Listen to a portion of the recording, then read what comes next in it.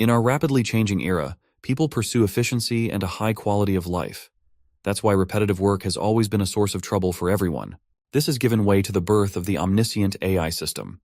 It will liberate humans from mundane tasks, giving them more time to pursue more valuable and fulfilling vocations. This omniscient AI system will be used in finance, healthcare, and every other industry out there. It will improve work efficiency and reduce human errors, creating more value for humanity. Humanity can thank the system's sole genius developer, Chengxin, for this. However, the media is more worried about ethical, privacy, and unemployment concerns, not seeing that AI will create more opportunities for everyone. Chengxin also strictly adhered to relevant laws and ethical standards to protect user privacy and rights. He coolly bade farewell to the press, telling them to look forward to what he had in store. Before entering the car, he was suddenly shot in the chest, a bullet piercing his heart. Pandemonium descended in the streets. The finest mind of the current generation was assassinated. A shady man walked away from the chaos with a calm professionalism. Chengxin felt his senses dull as he lay on the cold concrete floor.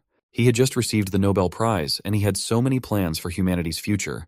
That must have been why a higher power gave him another shot. He heard a mysterious voice initializing the reconstruction of his body into something called Robert.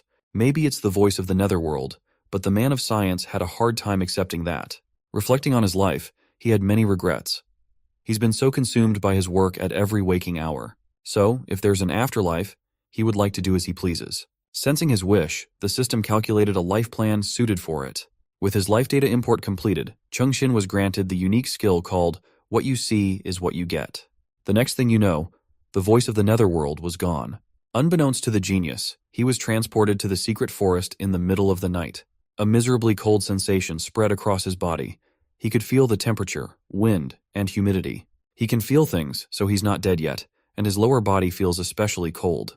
Thinking of scenarios similar to what he's experiencing now, Chengxin panicked and jumped, uprooting himself from the silty ground and crashing headfirst on the soil. Out in the open, he could sense his body's outline, texture, and smell. Ideas and realizations wildly flashed inside his mind. If he was not mistaken, he had been reincarnated as a big freaking white carrot. Yes, you heard that right.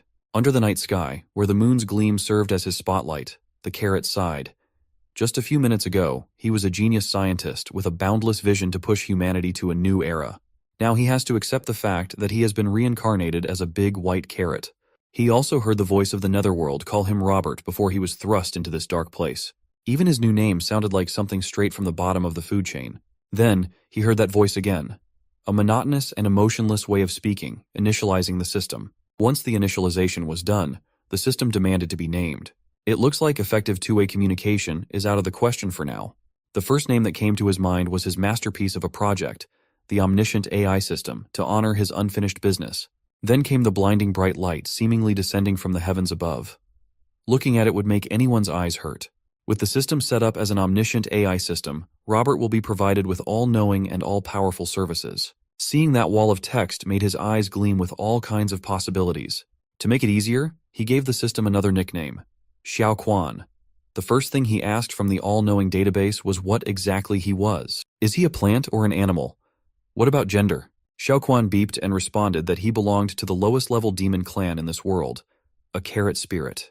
Usually, carrot spirits have the lowest demon power. They are genderless and not often preyed upon by stronger creatures. So, he should be relatively safe, at the very least. The next thing he asked Xiao Quan was whether he had any tasks lined up. Generally, in web novels, the system would often assign tasks to the transmigrator, but Xiao Quan didn't give him any grand missions. It just told him to enjoy his second chance in life. So, he was not some kind of overpowered MC. Robert is destined for a casual carrot life, but the genius in him still wanted to plan his career properly. His planning and deep thinking were interrupted by another unfamiliar burst of light that almost blasted him away. He must have crashed against something solid, and it hurt like hell, but his curiosity as to what this solid dome of light was much more intriguing. Focusing his eyes inside the light dome, he caught a glimpse of something otherworldly. There was a woman inside the dome. She was seemingly floating in the air as the light danced around her motionless body. Robert was speechless at the sight of such ethereal beauty. She had long and flowing white hair. The features of her face were nothing short of angelic, and the mysterious rings of runes surrounding her accentuated the mystery. But more than anything, she looked like a human. The woman must have heard Robert bugging out at the sight of the first human he saw and softly opened her eyes, curious as to what that sound was. Just as Robert was thrilled to see a human, the lady was just as delighted to hear the voice of one too. She had fully woken up and saw that the human she was expecting to see was actually a walking and talking white carrot. They made eye contact. Robert blushed, and the lady felt her heart flutter. The mystery lady had never seen such a big demon vegetable before. She ran to the edge of the light dome and curiously asked him how he got to this place and if he was the one speaking the human tongue just now. It had been so long since she last saw a living creature that she did not know how to act right. At this moment, Robert still does not know that the girl in front of him will actually turn out to be a powerful witch who once destroyed the world. A global scourge. Future Robert knew, but present Robert was too busy looking at her genuine curiosity and charm, making his heart thump fast and his eyes glued. The lady kept on telling him that he looked so big and so cute, and she wanted to have him even though she could not fathom just how such a big carrot spirit managed to enter the secret forest. Realizing that he might have a unique opportunity in this situation, Robert fixed himself as much as a carrot could. He struck a pose, said hello, and asked if his size was considered large in this world. Robert's scientist brain kicked in as he tried to make sense of how a sleeping girl could be floating in the middle of the forest. Furthermore, he felt a sudden and chilling sensation of oppression the moment she opened her eyes. Meanwhile, she wholeheartedly explained that normally, carrot spirits are very small. They have no nutritional value, and even if swallowed, they don't provide spiritual energy. Robert just can't connect the oppressive feeling to this sincere girl. After her lengthy lecture about how useless carrot demons are, she went back to ask just why he was so big. No matter how you look at her, she's just an ignorant and inexperienced young girl with an inquisitive mind. However, Robert's careful nature made him think twice about how to handle this situation. Just what kind of innocent lady would be sealed inside a powerful barrier? The closer he got to the barrier in question, the ominous feeling grew. She might be some devious spirit deceiving a pure-hearted carrot. Still, he was confident that no one could easily manipulate the most renowned scientific mind in the world. So, the grand plan was to act all innocent and cuddly, harmlessly asking who the girl was and the reason she was trapped in the barrier. But the lady responded in a similar vein. She acted like a klutz, failing to remember the answers to his questions. She even took it a step further and cried that she couldn't remember anything at all. The only thing she could recall was her name, Bai Rui. Then came the pleading to be let out. Since she woke up, it's unclear just how many years have passed since she was imprisoned in this place. Every day, all she did was sleep or stare into the empty space. Robert was inherently cautious, and he swore to himself that he would never easily fall for this act. As the girl banged on the barrier dome, acting cute and begging for his help, he saw a phantom of the past. The image of a witch bathed in blood and darkness that brought about destruction everywhere she went with tears in her eyes. The one thing the innocent girl has in common with the witch is their desire to never be imprisoned alone in a lonely place anymore. As long as she can get out, she's willing to do anything. All this creepy stuff that Robert was perceiving messed with his head quite harshly. After regaining his bearings, he got curious as to what exactly that bizarre scene was just now. The lady worriedly asked him if he was okay. She continued that, as expected for a carrot spirit, just getting close to this place is the limit. She assured him that she'd be fine, and he didn't have to force himself to help. However, Robert is the type of guy who has the itch to figure out an explanation for everything that he sees, and he is confident that what happened earlier was not an illusion by chance. So, he asked Xiaoquan the system if the all-knowing and all-powerful companion could break the barrier seal. Robert chucked this risky business to the exploration of unsolved mysteries that every half-decent scientist should venture into. Xiaoquan instructed him to make contact with the surface of the barrier. His "what you see is what you get" skill was promptly activated. After a decoding process, Xiaoquan warned him that the barrier could not be fully destroyed due to the limit of his current spiritual power pool. However, the omniscient AI system can create a substitute for an alternative solution. He curiously asked Xiaoquan to elaborate on this substitution thing. It stated that without destroying the barrier itself, a substitute can be created to replace the girl trapped inside the prison. However, the duration of the substation is also limited by the user's spiritual power.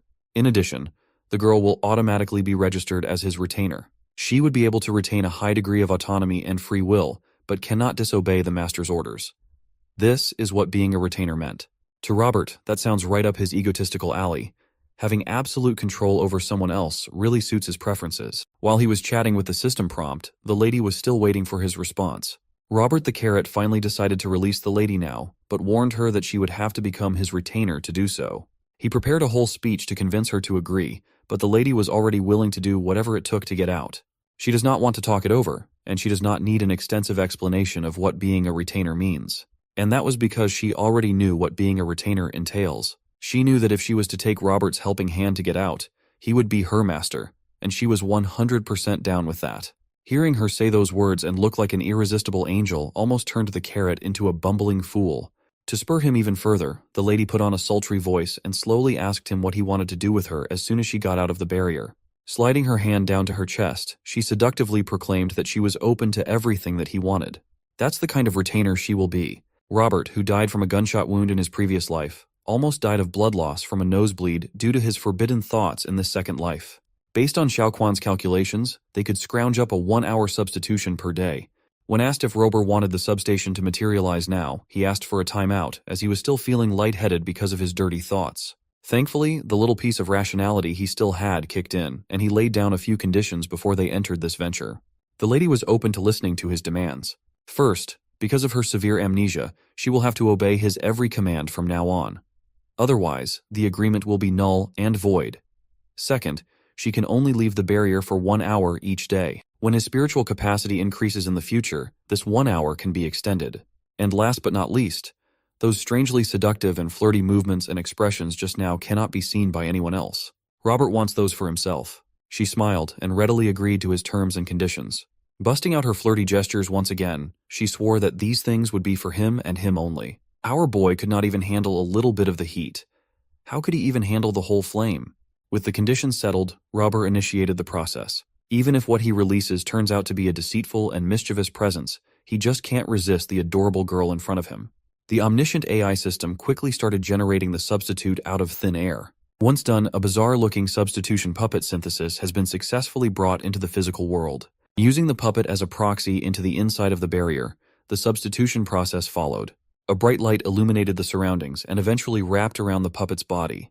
The next thing you know, the lady from the barrier was already out in the grassy ground of the secret forest for the first time in God knows how long. After the substitution process concluded, the midnight silence returned. She looked behind and saw the barrier from the outside for the first time in forever. She really did come out. Her only wish has been granted, thanks to this weird big white carrot who came from out of nowhere. Unfortunately, the substitution and the clever escape plan took more toll on his frail vegetable body than expected, with his spiritual power depleted and his whole frame deflated. Byroy panicked. She just got out, and it looked like her master was already on the brink of death. She dubbed him Dagen and swiftly ran to his side, picked his flaccid body up, and stuck him in between her chest. Robert would have loved to be in this position had he been feeling a little better, but being lodged between her breasts is just making him feel even weaker. Sucked dry of spirit power, the soft sensation made him drain his blood from a severe nosebleed too. Byroy was terrified. She just got her ticket out of this place, and the said ticket was already accepting the coming of a second death due to a fragile fate. Unbeknownst to the two, something has been set into motion tonight. Looking into the distance, towards the dense forest, prominent figures of the world sensed that the spiritual pressure that had always existed in the middle of the secret forest had disappeared. Byroy rushed towards her Dagen, who looked like he had just seen a lifelong carousel on the brink of death. He was getting more and more wilted by the second, but Robert felt like he could still salvage the situation somehow. He asked for help to support him back up, and the lady let him lean on her to stay upright. She put his shriveled body against her silky smooth lap and asked if it would make him feel better. It did not help his condition at all. Fortunately, he had no blood left to spurt from his nose. Regaining some of his wits, Robert asked Xiaoquan how he could possibly restore himself to being a fresh white carrot. It turned out that the simplest method to regain his health was to plant himself in the soil. Such a simple solution sounded like a joke to him. He asked the system if it was not just tricking him, as this answer did not seem to be rooted in any scientific basis. Xiaoquan elaborated that the soil in the secret forest contains rich spiritual energy and water. Once planted on it, he can use the absorbability to quickly gain energy, sort of like a charger. Byroy was confused as to who her master was talking to, as he seemed a bit delirious. She thought that this weird master of hers had an imaginary friend or something. Thinking about it from a scientific standpoint, the absorbability can be understood as utilizing a plant's root system to absorb and convert the spiritual energy and moisture in the soil into its own energy. It is a process similar to photosynthesis in regular plants. It's just that when it comes to vegetable demons, the method involves spiritual energy. Robert had to admit that Xiaoquan is quite good at talking non-stop nonsense, so it's hard to argue. Byroy's first task as his official retainer was to help plant her master in the soil. Losing strength in his legs, Robert tripped and fell into her massive front pillows again. It certainly softened the fall, but it was also suffocating. She asked if being planted on the soil would be enough for him to regain his spiritual power, and he seemed to think that it was the only solution. But Byroy revealed that she can also transfer spiritual power directly to him. The amount of power she had accumulated is bordering infinity. Even if she could keep using it continuously, her reservoir might not be depleted for 100 years straight.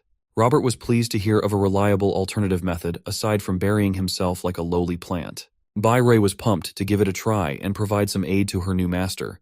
Robert also trusted her to do right by him as she was the only one he could count on. Much to his surprise, the angelic lady proceeded to pucker up her luscious lips, closing her eyes and moving her head closer to him. Robert blushed and tried to get out of her grasp, but he did not expect the transfer process to be so direct and salacious. When he failed to shake away from her tight grasp, Robert tried to appeal that it was not appropriate for them to kiss so casually like this. Bai must have not heard his pleas, or maybe she just didn't care. The mysterious lady with infinite power commenced with the transfer of spiritual power through the power of a kiss. Right as her lips touched him, Robert felt a surge of energy like he had never felt before. A feeling so euphoric and different that it made him jump into the air. He could physically feel the transformation taking place in his body. His carrot hair felt more illustrious. His beautiful legs could run around the secret forest without feeling fatigued. And even his perky buttocks could reflect the bright moonlit sky. Right now he feels like the most vibrant carrot in the world, even though, from an outside perspective, he still looks like a shriveled-up vegetable. After a while, the reality set in that he's just expired produce that no one wants to pick at the market. Behind him, he could faintly hear the system prompt mockingly snicker at his plight. When he tried to confront Xiao Quan, the system returned to that same monotonous voice telling him that it was just an emotionless system. Bai did not know what to say or do. Her boss truly seemed like he had an imaginary friend. He's truly a magical root. Turning to his retainer, he could feel that the main thing he was lacking right now was water. That imaginary friend of his still thinks that being planted in the soil would solve this glaring problem. Hearing that, Bai smiled and assured her boss that she would dig the pit for him to bury into. With one of her fingers, the witch coalesced a densely packed and compressed ball of power. She pointed it towards the nearby land, and the ball of power hurtled with unstoppable momentum. Hitting the ground, the ball immediately caused destruction. That little compressed ball of power eventually made a mushroom cloud explosion akin to a nuclear weapon test in the middle of the quiet secret forest. For the first time, Robert saw the tiniest extent of how powerful his retainer really was. As the thick smoke billowed through the woods and its inhabitants scattered in panic, a certain location on the outskirts of the secret forest picked up the massive event. A catboy hurriedly entered a tent with a report to his young master inside regarding the loud sound that came from the secret forest. The demonic beasts inhabiting the woods are fleeing in all directions. The young master sitting on the throne was intrigued. Not long ago, he was one of the few who sensed the disappearance of the spiritual pressure in the secret forest. This disturbance could be connected to that prior event, which means that a new storm is about to rise. The Beastman's young master raised his hand to action his subordinate to notify the entire clan of what was happening. They must prepare for departure, as the new era is calling. He wants to lead everyone to expand the territory and proactively embrace this new age. They must avoid being left behind at all costs. Back in the restricted area of the secret forest, the explosion had died down, but Robert was still traumatized and weakened. Credit where credit is due, Bairui's quick-digging explosion was highly effective. She made a hole so big that she could not even see Robert at the bottom of it. Meanwhile, the genius stuck in the body of a white carrot was amping himself up to bury himself in the dirt. If the process takes any longer, it would be very bad for him. He was cursing his retainer's ridiculous strength, which dug a hole so deep and massive that he was having a hard time burying it. If he tried releasing her from their contract, he'd be practically digging another hole for himself to die in. Removing all the unnecessary thoughts in his head, he continued shoveling dirt with his legs, focusing on the task at hand. After getting sufficiently deep, he lodged himself between the soil and dirt, waiting for the recovery to happen. He looked like something else from certain angles. Since he's already buried, he called Bairui to come down to the hole and wait for him. Little Miss Loyal Retainer gladly jumped into the gigantic sinkhole that she made, trying to reach her master's side. It had been a while since he got his bottom half in the dirt, but he still felt as miserable and powerless as ever. Meanwhile, Bairui sat beside him, curiously watching and asking if the method was working yet. Not feeling comfortable with her being so close, he told Bairui to step back a little bit and not interfere with his skill. She complied, and he inhaled, clearing his mind of dirty and unnecessary thoughts. As soon as he exhaled, something inside him activated at the same time as his body regained its healthy color and sheen. Under the layer of soil, a magical process was just kick-started. He can finally see the purpose of the carrot's leg hair. He could feel the sensation of energy moving directly from the earth and into his frame. Robert was surprised to find out that he had this strange skill to absorb the energy of the earth deeply engraved in his mind. The motions of using it felt incredibly familiar already. Thanks to that, he regained 100% of his energy to break Bairui out of her prison back. He was reborn and restored as a stronger carrot. Bai Rui looked at her Dagen with wide-eyed wonder and amazement. She could see that her master just grew bigger. Robert regained his confidence, puffing his chest out, and tried to come out of the soil by himself. After a few tries, he accepted that he was too weak to pull himself out of the hole. He had to ask Bai Rui for help, but the lady gladly positioned her hands on his head and assured him that she was super skilled when it came to pulling out stuff that was big, long, and hard. She tried her hardest to pull him out as quickly as possible, holding her breath and skin flushing with a deep shade of red. Finally, Robert has been pulled out. He looks like he just had the best release of his life with how great it felt. Then he was reminded that he used to be the foremost leader in the world of science. And now he's quite literally stuck in this ridiculous situation as a big white carrot. It was a success. And now when our hero was full of strength, it was time to move out. Bai Rui asked Chengxin what their plan of action was. He replied that his spiritual power was currently limited by its capacity, and if he wouldn't be careful, he might turn into a wilted carrot again. So, for this case, he had created a plan B. Enjoying Bai Rui's softness, he explained to her that it was a so-called backup plan. From what he saw, Chengxin came to the conclusion that in this world, there most likely existed supernatural beings that were also known as demons. The energy source of such beings was most likely spiritual energy. Without even asking Bai Rui about it, our hero was certain that there were cultivators, various factions, and other magical beings present in this world. That was what carried the danger.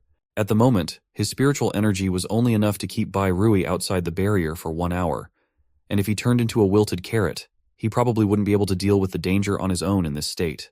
The chance of him dying was almost 100%. Hearing this, Bai Rui smilingly assured that he had nothing to worry about since he could borrow spiritual power from her. However, Chengxin had no intention of going this way. It might not be a bad thing for him now, but it could play a cruel joke on him in the long run. He couldn't rely on her strength all the time. In his previous life, his death had been premature, but in this life, he was determined to act cautiously to continue his research in this world. After careful reflection and analysis, Chengxin eventually came to the conclusion that for him, the right and proper life path was scientific cultivation. When Bai Rui asked him what it was, he proudly replied that the essence of this path was an efficient and healthy lifestyle. It was a road to gradually achieve the 4 stages of modernization, to then take big steps towards the 5th era of modernization. The combination of human cognitive abilities with artificial intelligence was the hallmark of the 5th Industrial Revolution. In this era, humans and robots will coexist, helping each other. The industrialization of the 5th era would provide a huge leap in human development. So far, this was just a fantasy, for Chengxin was no different from an ordinary carrot. To achieve this, he had a long way to go. Fortunately, our hero already had a plan. To reduce the risks caused by the loss of spiritual energy, Chengxin intended to focus on scientific cultivation as well as improving his living conditions. The first step was to find a safe place to live, and then gradually improve and modernize it. With so much information, Bai Rui's brain began smoking. From her appearance, it was clear that she didn't understand much of what Chengxin had said. However, it didn't matter to her. Realizing that Chengxin was very smart, Bai Rui completely trusted him, and said that she would do whatever he ordered. At the same time, our hero asked the system if it had a trading system. The system replied that it did not have such functionality. However, it added that it could create any object that was in his imagination if he had the necessary materials. All he had to do was touch the materials with his root part. In a note, the system strongly advised against absorbing living organisms as materials. It's prohibited in the cultivation world. After reading this information, Chengxin assumed that absorbing living organisms meant joining the path of demonic cultivation. It was forbidden in this world. Because of this prohibition, our hero's rebellious nature began to kick in, and now he was even more eager to break it. This alarmed the system and caused it to issue a serious warning. It said that becoming a demonic cultivator was punishable, adding that if it caught up with him in his current state, he would instantly perish. At the bottom, it was written in small letters that if he became a master, things might be different. Unfortunately for Chengxin, he couldn't read what was written at the bottom, so he started demanding the system to show it to him again. In the end, he was unable to get anything out of the stubborn system. Turning to the confused Bai Rui, Chengxin told her to ignore his strange behavior. Right now, they needed to continue following their plan before her active time ran out. He decided to start by building a small wooden house, and for that, he asked Bai Rui to cut down some trees. The girl agreed without a second thought, because in her opinion, it was the easiest thing to do. However, as soon as Chengxin saw the magic in her hand, he immediately panicked and shouted for her to wait.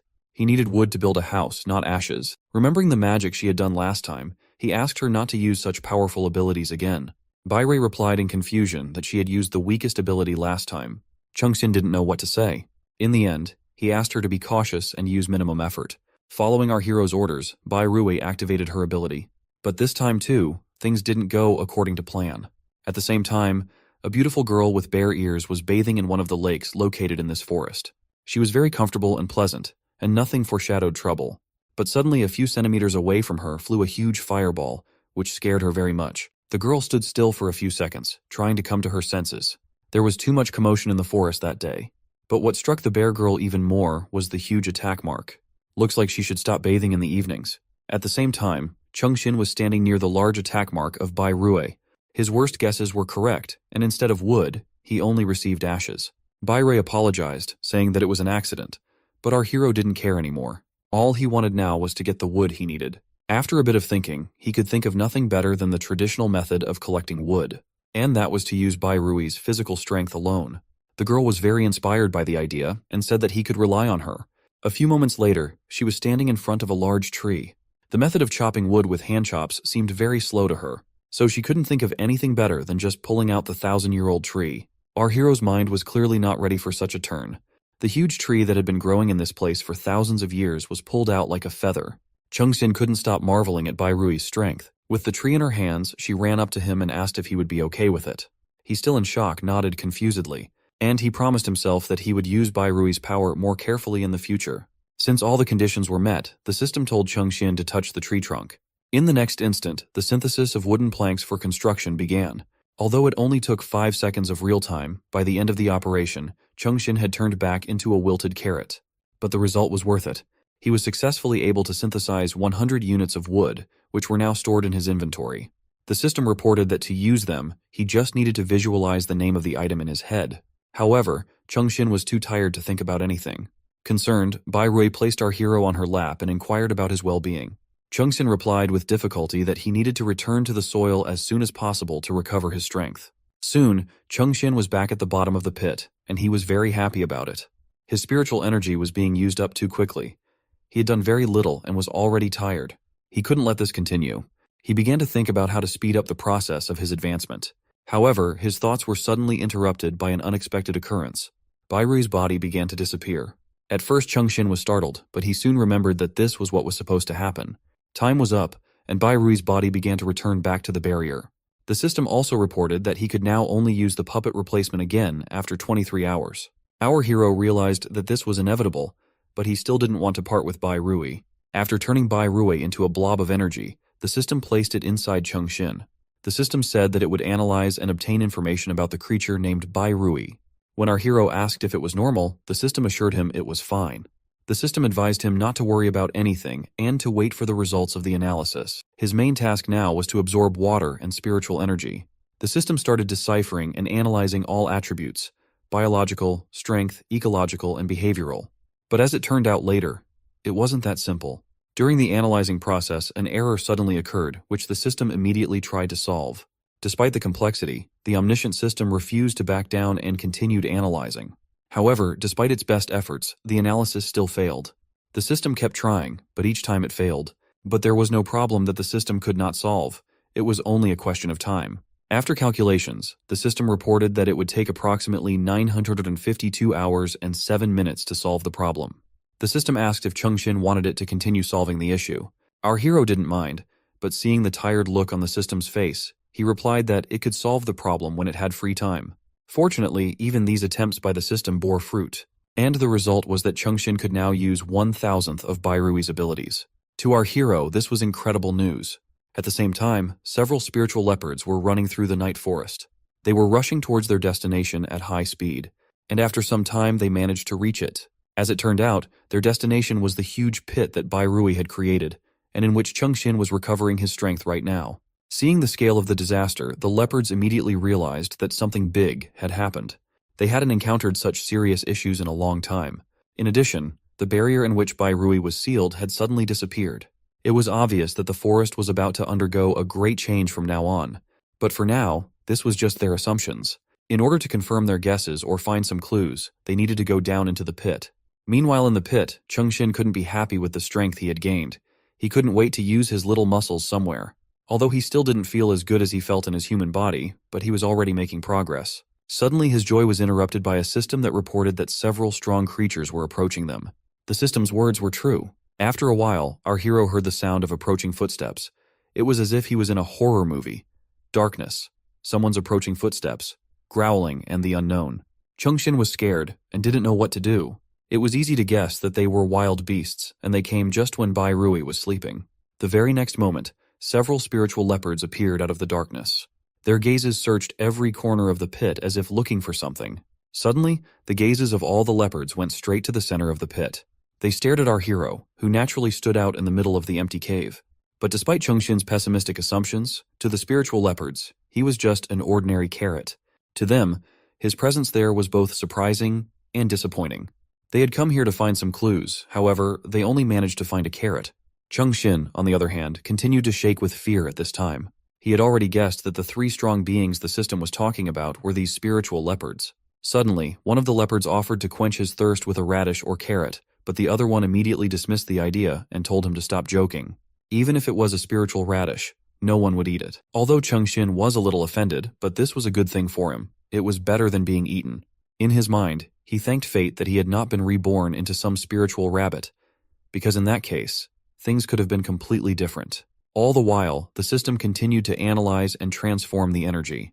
The progress bar gradually continued to grow, and the moment it reached 100%, a bright light flashed. After a while, Chengxin's spiritual body appeared from there. His eyes were still closed, and he didn't really understand what was happening. Finally daring to open his eyes, he immediately stared at his translucent body. Seeing his bewilderment, the system explained that it had transformed Bai Rui's power to suit him. And now that the girl was sealed in his body, he could move freely in his soul state. The system also clarified that if he used his power, his soul state could be seen. At the same time, the spiritual leopards had completely lost hope of finding any clues in this pit. They had no choice but to return and report back to their master. And just as they were about to leave, one leopard suddenly wanted to pee. There was nothing to do, so the head leopard told him to hurry up and finish it quickly. At the same time, Chengxin was enjoying the feeling of freedom and lightness of his new form. However, his joy was destined to be short-lived. The reason for this was this leopard. Thinking himself a hero, he decided to help the poor carrot and fertilize it. But our hero did not like this idea at all.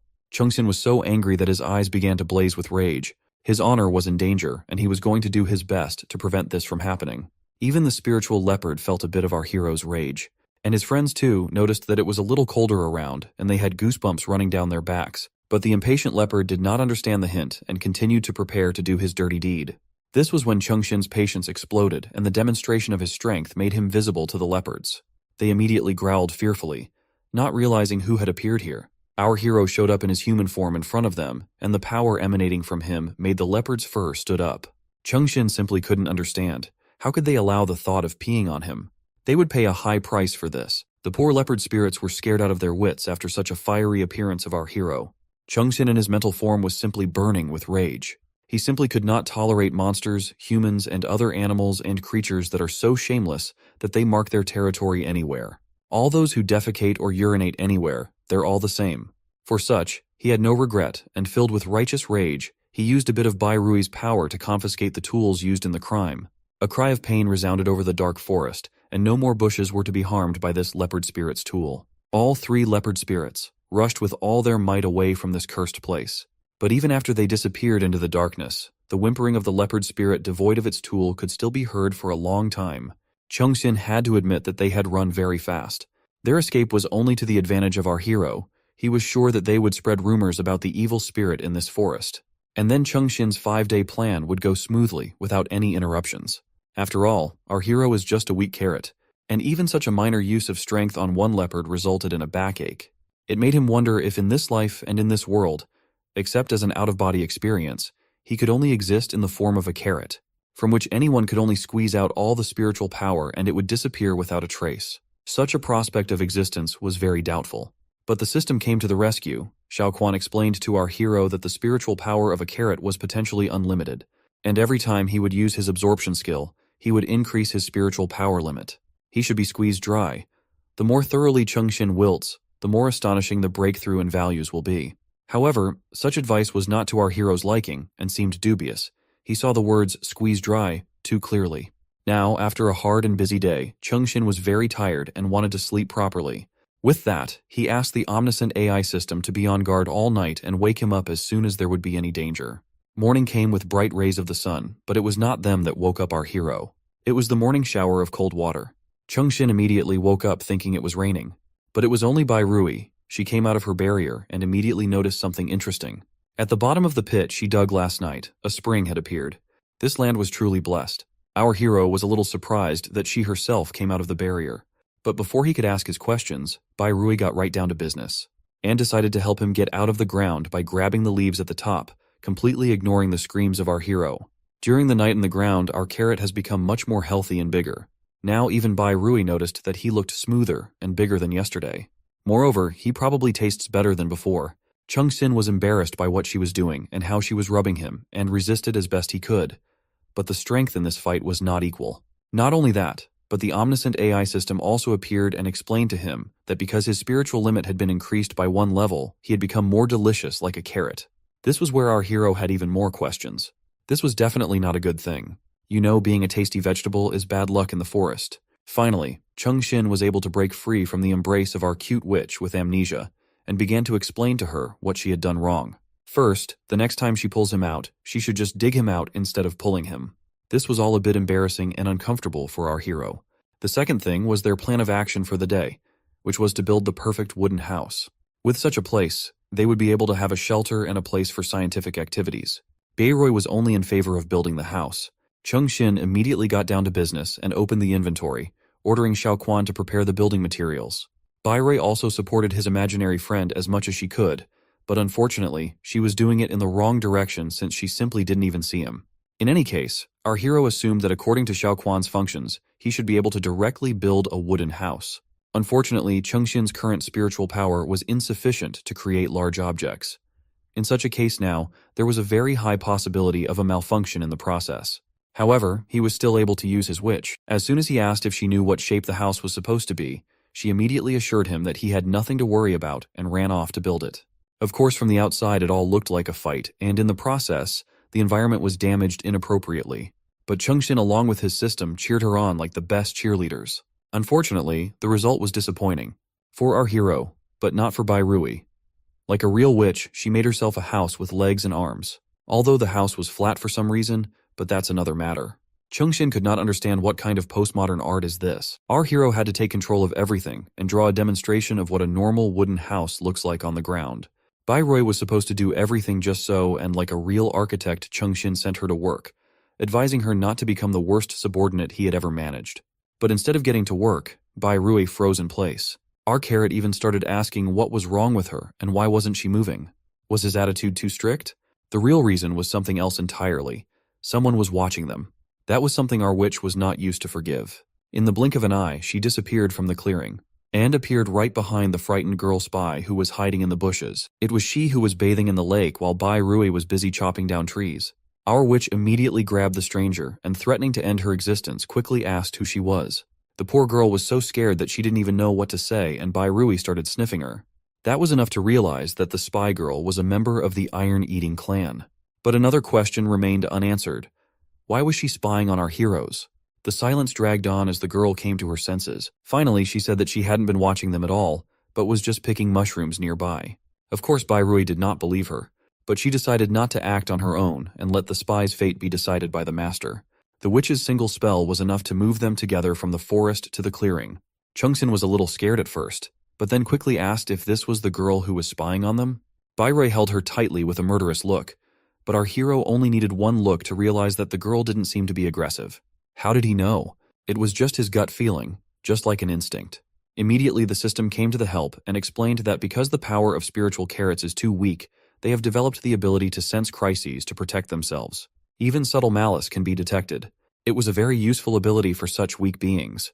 Meanwhile, Bayroi began to lose patience and used force to make the captive speak. The girl repeated that it was not a surveillance and screamed that it hurts. Chungshin did not want to watch her suffering and first of all ordered Bayroi to let her go. The witch immediately obeyed her master. Our hero believed that captives should be treated kindly, but she must also tell the truth to keep it that way. If she says it wasn't surveillance, then why was she hiding behind the trees? The frightened girl immediately began to tell that there were always loud noises in this forest, and last night, it happened again. She had also heard strange rumors from the other tribes. That's why she was so curious. She wanted to come and check it out for herself. But of course, she didn't expect to meet anyone here. Chungshin didn't expect those 3 leopards to spread such nonsense, although he gave them a good scare back then. If these rumors were to be believed, his image in this forest would be quite terrifying. But none of this explained why the young girl had come here to investigate. Bairoy missed the moment of meeting the 3 leopards and demanded an explanation as to what rumors the girl was talking about. She hesitated and didn't know where to start from. Then the ominous figure of Bairuei loomed over her and demanded that she answer the question and not overthink it. One look at Bairuei made even our hero uncomfortable. He didn't understand why the witch had changed so much and became a completely wicked woman. Chungshin even began to worry if he had not completely screwed up and let loose a big and terrible monster. Although if he listened to his inner carrot sense, he didn't feel any aggression or threat from her. She was probably just worried for his safety, and that's why she acted that way. In hope, he took another look at her, and immediately realized how wrong he was. She was the devil in the flesh. The poor girl in front of her had a very hard time. Finally, she was able to squeeze out of herself a couple of words that the rumors were that a deity appeared in the forest. Such an answer our hero did not expect. But he had not misheard. It was a deity. In the girl's imagination was something far from the truth. But it seems that she was not the only one who imagined it that way. Her clan and herself wanted to come and see this great deity, to pray to him and ask for his blessings and to keep them safe and joyful. In all of this, our hero had only one question. Which clan members was she talking about? The answer came by itself, as the soil began to crumble from the top of the pit, and a multitude of eared figures appeared. Damn it, a whole tribe of giant pandas had come to visit our hero. Chungshin didn't understand how there could be so many of them here. Bairoy came to the rescue and explained that this was the Iron-Eating clan. In her remaining memories, they were ruthless and evil ancient divine beasts, although they didn't seem that way to our hero now. According to the legends, the Iron-Eating clan was located on Chiyu's mount. Their feces were as hard as steel because they ate iron without harming their stomachs. The legend said that Chiyu casually scooped a lump of feces from the panda's buttocks and shot them out with it. That was like swoosh, and it becomes a peerless, unique, hidden weapon. And this hidden weapon has a hidden property. Well, not really hidden. A strong smell. Bairoy took everything seriously and didn't want any competition. She threateningly told the young girl that there were no deities here, but the Iron-Eating clan representative couldn't accept that. She knew very well that the deity had driven away the leopards from the Wind clan. Chungshin had to intervene and try to calm Bairoy down so that she wouldn't be harsh to the non-aggressive guest. But even he assured the girl that there was no deity here and she should get her clan out of here quickly. She couldn't believe it. There was supposed to be a wilted carrot in a pit in the middle of the forest. The rumors from the Wind clan described it all very clearly. Then she froze for a moment, as if mesmerized. It was only now that she realized that the carrot was talking, and that she had been talking to the carrot for several minutes. Her next reaction was not at all standard. She squealed with delight, and bowed to our hero. Now she was addressing him as a great deity. In the legend passed down in their clan from generation to generation, it was said that one day there will come a spirit carrot that can speak, and he will come riding on colorful clouds to save their clan. And this talking carrot would become their true deity. And now she was 100% sure that our hero was that deity. He's the deity that belongs to their Iron-Eating clan. All the pandas bowed respectfully, and they didn't care at all about the cries of Chungshin, who was trying to explain to them that they were wrong. He was not a deity, and he didn't have any money to give them. Nor did he tell them to bow at all. The panda girl immediately rushed to hug our hero, convinced that the great god had finally arrived to save them. The other pandas decided to follow suit. These cute little lumps all rolled to the bottom of the pit, filling up the entire space. Bairoy didn't like what was happening at all. Damn it, she couldn't let anyone touch the big carrot besides her. That big carrot belonged only to her, and she wasn't going to share. She was ready to take what was hers by force. But Panda Girl wasn't about to give up either. Each was pulling in their own direction, and no matter which way you look at it, only our hero was a victim. Well, not really a victim. Two beauties were pulling him with all their might. And all because of some damn crazy legend. Chungshin couldn't take it anymore and shouted for them to stop. After his shout, the girls calmed down a bit, but continued to look at each other with angry glances. With just one more shout, our hero finally managed to calm them down. Chungshin, like a strict parent, began to scold the girls. And to be honest, there was a lot to scold them for. From a fat carrot, he had turned into a bean pod. In this form, he didn't feel dignified at all. And since there was a definite possibility that he was the defending god of the Iron-Eating clan, Chungshin had something to say. However, in the Panda Girl's opinion, it wasn't just a mere possibility, she was completely certain that it was so. But Chungshin didn't share her excitement and ordered her to shut up. In his opinion, her poor fighting skills matched her intelligence. However, he had never seen someone as gullible and obedient as her before. Simply put, she and her tribe could be a great free labor force. Bai Rui had tremendous destructive power, and she was perfect as a walking cannon. But her work skills were a bit lacking, to put it nicely. The house that Bai Rui had built was uninhabitable, to say the least. On top of that, Chengxin was sure that those 3 leopard fools must have spread false rumors. As a result, there was a high probability that this place would soon become a hotspot. This was not what he wanted to achieve his dream. Besides, the resources here were limited, barely enough to build a small farm. Staying in a hole was equivalent to stunting his development. Comparing all these factors together, Chengxin came to the conclusion that the best solution was to accept the panda girl's proposal and become their god. Turning to the girl, he asked her what her name was. The panda girl replied that her name was Wan Lin. Chengxin wondered if there was any territory for his people and also how much free labor, pandas were in their clan. Wan Lin excitedly replied that they lived on the edge of secret forest, the Qingfeng bamboo forest, and they had 108 bears. Our hero didn't really like her enthusiasm, but he had no choice. The very next moment, Wan Lin started to hug him. Chengxin tried to resist, but it was useless. The panda girl found his roots very cute, so she started stroking them. But Chengxin didn't quite like her touching his legs. Suddenly, a chill ran down Wan Lin's back. There was someone behind her with murderous intent. As you might have already guessed, it was Bai Rui. She was furious and was ready to burn the insolent girl. Realizing how this could end, Chengxin began to beg Bai Rui to stop. Then Bai Rui suggested an alternative option. Wan Lin was to become her slave and serve her forever. In her opinion, this was the best and fairest way to go about it. But Wan Lin and Chengxin didn't think so. The panda girl didn't want to become the slave of this crazy woman at all. Chengxin, on the other hand, was thanking fate at that moment for not making him Bai Rui's enemy. He was scared to imagine what would have happened to him if that were the case. Fortunately, he was in charge now and could decide what to do. But first, he chose to once again convince the limits of his authority. Chengxin asked Wan Lin if the whole tribe would follow his orders and if he was their only faith. The girl immediately confirmed his words. Chengxin was happy to hear this. He now had a ready base camp where everyone would obey his orders. He couldn't wait to experience it. Turning to the others, he said with a serious face that it was time for the god to go home. Wan Lin and the little pandas were delighted to hear this. Without wasting time, they headed straight to Chengxin's new residence. Their path took them through the beautiful Qingfeng bamboo forest, which was only half an hour's walk from the big pit. It was a great place to rest and relax. Wan Lin's words were not an exaggeration. The forest was truly beautiful and like a paradise. Just by walking through it, he could already feel himself becoming relaxed and comfortable. Just in this forest was a village of pandas. There were their lodges as well as hot springs. Altogether, it created an atmosphere of relaxation and a desire to stay longer. However, Bai Rui thought otherwise. In her opinion, it was sad to see the iron-eating tribe in such a pitiful state. She remembered back to the day when that was the end of Bai Rui's words. She suddenly realized that she couldn't remember what had actually happened that day. Chengxin was only happy about it and told her not to worry. He didn't want her to remember possible bloody scenes from the past. At the same time, Wan Lin noticed Grandma Yao and immediately called out to her excitedly. She shouted loudly to her that she had managed to find God.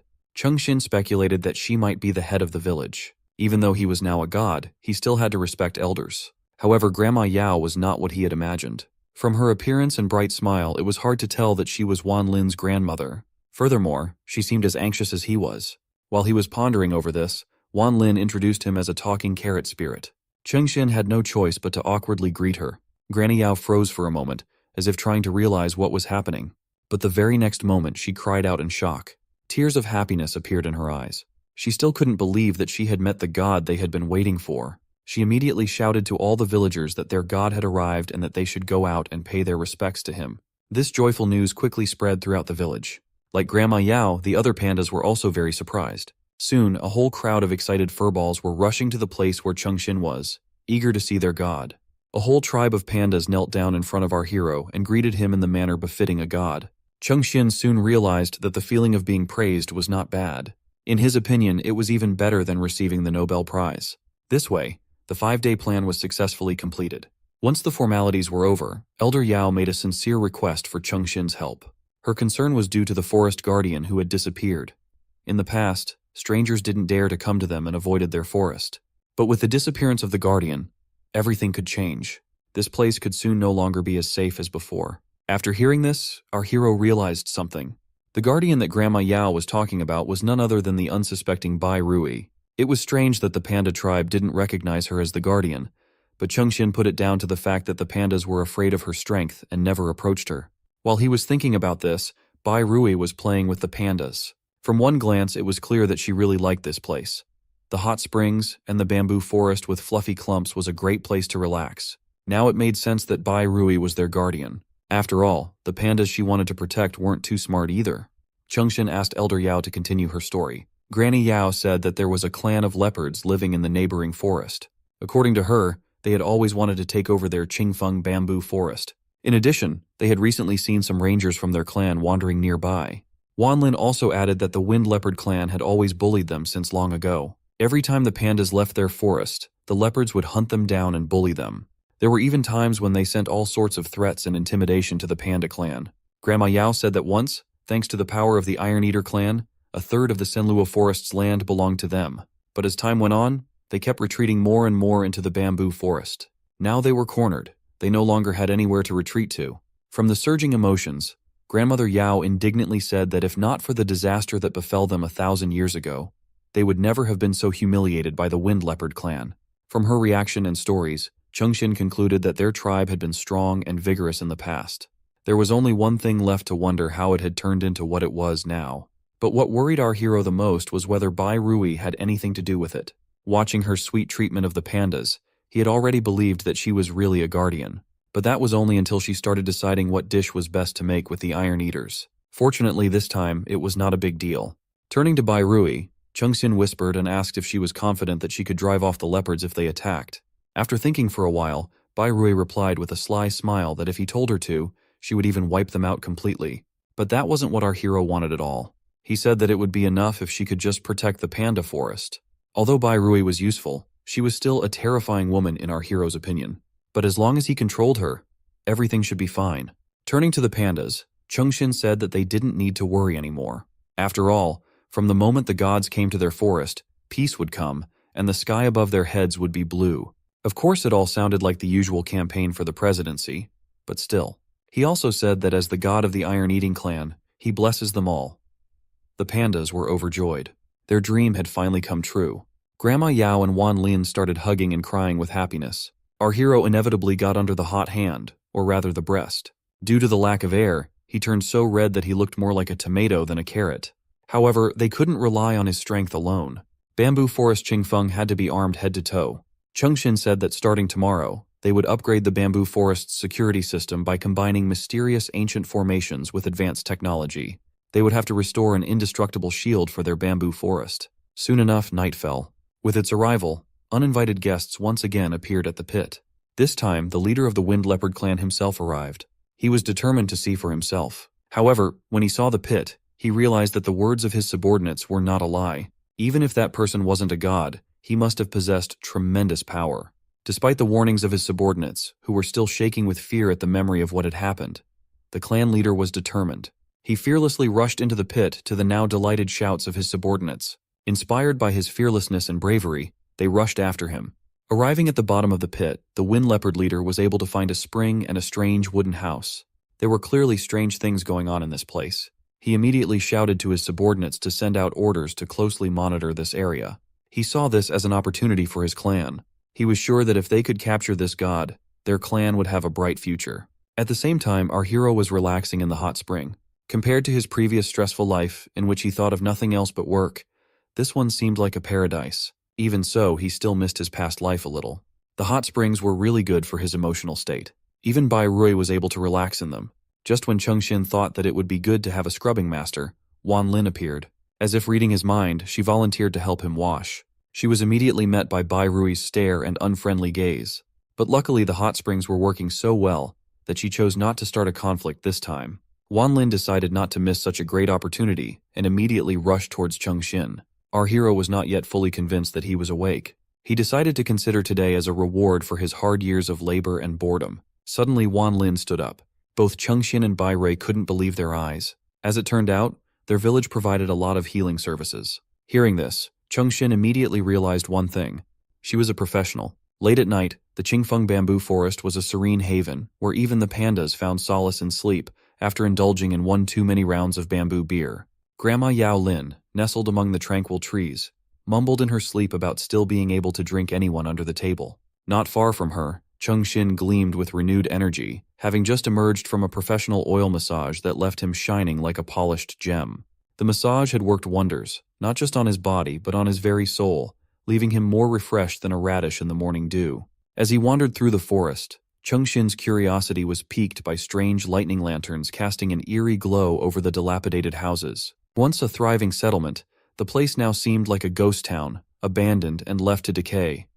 The iron-eating tribe, now devoid of strength and reduced to a pitiful existence, could barely manage to shift between their human and bear forms.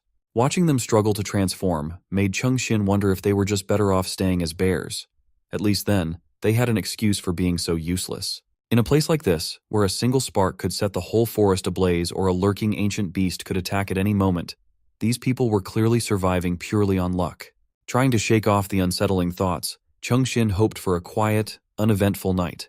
But of course, as fate would have it, he felt a chill run down his spine just as he began to relax.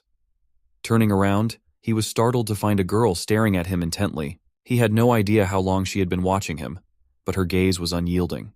Standing at a distance, their eyes locked in a silent standoff, Chung-shin couldn't help but chuckle internally. He was a walking, talking jinx. His misfortune was as predictable as the sunrise. It was Wang Lin, a sneaky spy with an uncanny knack for uncovering secrets. She'd correctly deduced that he was the divine spirit inhabiting the radish kid's body, but as she approached him, her suspicion deepened, wondering if he might actually be the true carrot god spirit. When Chung-shin asked if she had been watching him all along, his translucent form left her utterly dumbfounded. She could only nod, still trying to process what she was seeing. Deciding that there was no point in hiding the truth, he sighed and introduced himself with his real name, Chang Shin, while explaining that despite being stuck in a radish body, he could still transform into his proper form. Lin's mind spun as she tried to wrap her head around it. Meanwhile, he couldn't help but feel awkward, realizing that it wasn't every day an ordinary human asked for a handshake with a soul. To reassure her, he reiterated that he was indeed the real radish spirit, all while his radish body muttered the exact words he was speaking. After countless reassurances, the truth finally dawned on Lin. The great deity, the radish spirit, had already taken on a human form and divinity. No wonder the iron-eating tribe had such high hopes for a guardian deity to come to their rescue. Her eyes lit up with excitement, and in a burst of enthusiasm, she practically lunged at him, smashing his head into her considerable chesticles. Those man-killers nearly suffocated him on the spot. Struggling to breathe, Chung-shin quickly suggested they take a walk around the forest instead.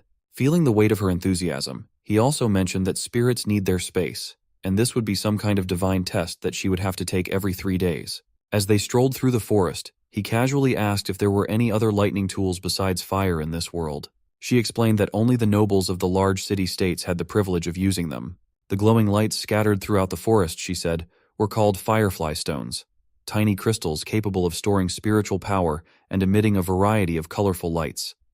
Each charge of spiritual power could last about half a month. But as she spoke, her voice suddenly faltered, and he noticed the change, immediately sensing something was wrong. In a voice thick with pain, she revealed it wasn't just about the firefly stones. Many facilities running on spiritual power relied on captured or traded spirit slaves as energy sources, including some of her own tribe members. She recalled the gruesome torture they endured, their spirits drained to the last drop before being discarded like broken tools. Bound in heavy chains, they were sold in markets as soulless commodities, mere resources to be used and tossed aside once depleted. Her heart ached as she relived the agony her people suffered, and she couldn't hold back her sobs any longer. He, trying to console her, said that this barbaric era would surely give way to a more civilized future. With a wry smile, he added that it was just her bad luck to be stuck in such a grim time. Sensing her need for a distraction, he guided her toward the sound of water in the distance. When they reached the riverbank, shrouded in darkness, he asked if looting occurred in this world as it did in others. She nodded, and he continued, explaining that spiritual power, as a valuable resource, was bound to attract those willing to fight for it. Wherever there's life, there's a carrier of spiritual energy, and cruelty becomes inevitable with it. The law of the jungle doesn't change, no matter the world. Sitting by the river's edge, he let the cool water flow over his hands. He mused that if new resources with greater sustainability and regenerative properties were discovered, more valuable and abundant than the old ones, it could reduce dependence on traditional sources.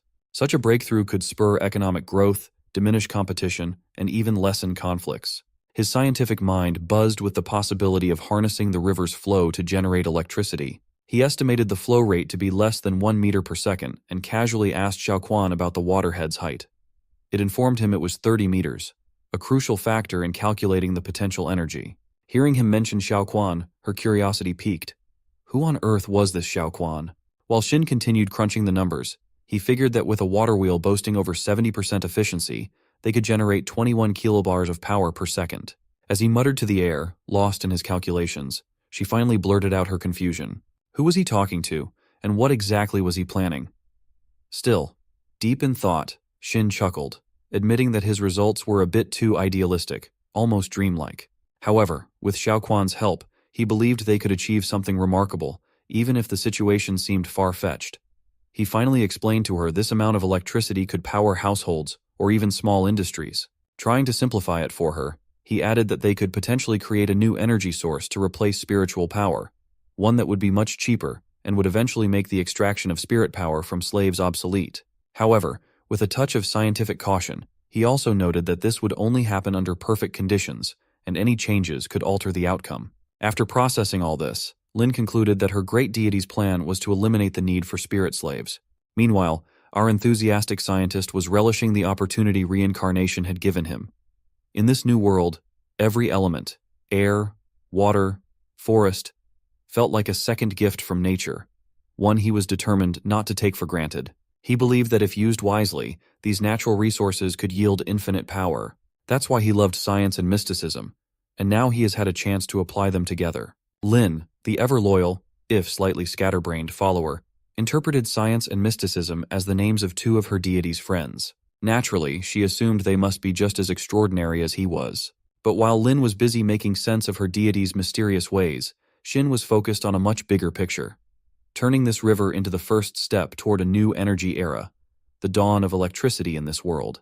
As dawn broke, the Qingfeng bamboo forest stood tall and resolute, bathed in the soft light of the new day. Here, the villagers gathered, inspired by the saintly carrot spirit who declared in a tone reminiscent of biblical verses, "Let there be light." The entire village echoed his words as if the very act of speaking them could summon the light they so desperately needed. Subconsciously, their deity had imprinted the significance of light on their minds, a beacon to guide them out of darkness and into a brighter future. As the villagers bowed in reverence, filled with renewed purpose, the carrot spirit couldn't help but think, "Work for the light," though his inner monologue added a dry, "But how are they going to work when they're practically bumping into each other in the dark?" Luckily, it was still daytime, so the urgency was real. The carrot spirit swiftly organized the villagers into teams, assigning tasks with a strategic brilliance that belied his playful demeanor. The first team was tasked with extracting magnetic ores, a crucial element for their future endeavors. The second team was sent off to dig for iron, while the third would gather stone, sand, and coal. As the villagers eagerly set to work, their energy infectious, even Granny Yao Lin's eyes gleamed excitedly. She stood poised and ready, awaiting God's orders like a general on the brink of battle. Wang Lin, equally thrilled, was practically bouncing on her toes, eager to lend a hand. Our science-savvy protagonist, always one to find the most efficient way to get things done, took a closer look at their resumes. He noted that Granny Yao Lin was skilled in handicrafts, so her talents would be used once the water wheel and generator were up and running. Then he got to Wang Lin's resume. After a quick skim, he raised an eyebrow and asked with a smirk, "So your only specialty is back scrubbing, huh? Congratulations, you're now my official massage therapist." Wang Lin, a spy who had likely infiltrated enemy ranks and survived countless dangers, found herself facing an unexpected job description. But when it came to her deity, she was more than happy to roll up her sleeves and get to work. After all, who could resist the chance to serve the great carrot spirit, especially when it involved giving divine massages? As she prepared for her new role, Bai Rui suddenly appeared behind them, her eyes glinting with mischief. "Any tasks for me?" she asked, her tone dripping with irony. "Maybe exterminating the leopard wind tribe on my way to breakfast? Or how about occupying a small human country while I'm at it?" She struck a pose so dramatic it defied description, her enthusiasm more alarming than reassuring. Chang Xin barely managed to keep a straight face. "Just sing some songs, Rui," he suggested, though inside his spirit, alarms were ringing. This girl's memory seemed to be creeping back, which was far worse than anything he could imagine. Her usual talk had gone from quirky to downright terrifying, and it was only getting worse by the day. But Rui, ever eager to prove her worth, felt a pang of disappointment. She knew she could be more beneficial to Shin, and frankly, she was bored out of her mind. How many squishy pandas could she play with before losing her sanity? Sensing her unease, Shin awkwardly reassured her. "How could you be useless? You're the cornerstone of my grand plan," he exclaimed, though his mind raced for a plan that didn't involve her terrorizing every creature within a mile radius. Rui, however, needed to be convinced. She flopped dramatically onto the ground, pouting in a way that clarified her displeasure. Since these new companions had arrived, she felt that Shin had become indifferent to her, and it gnawed at her. In her wistful tone, she expressed how things had been better when it was just the two of them, back when it was her and Shin against the world. A heavy sigh escaped her, laden with jealousy and nostalgia that hinted at her longing for the past. He, trying to persuade her with the patience of a saint, reassured her that she was his chosen one, and they were inseparable. He assigned her a vital task to prove his trust, taking full responsibility for protecting the entire Qingfeng bamboo forest. If any intruder dared to set foot in their territory, she would report it directly to him. But Rui, ever the eager beaver, got excited and declared that reporting was too much of a hassle. She'd just show him the dead body of the intruder instead. This bold statement sent a nervous sweat trickling down Shin's radish-like form. Rui, still bubbling with enthusiasm, added that she'd ensure the forest's safety around the clock with 1 hour and 15 minutes of activity time. However, she made it clear that Shin needed to become stronger.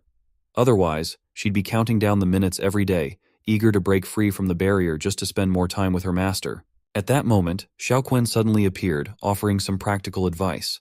With consistent practice, he explained, Shin could increase his spiritual power limit.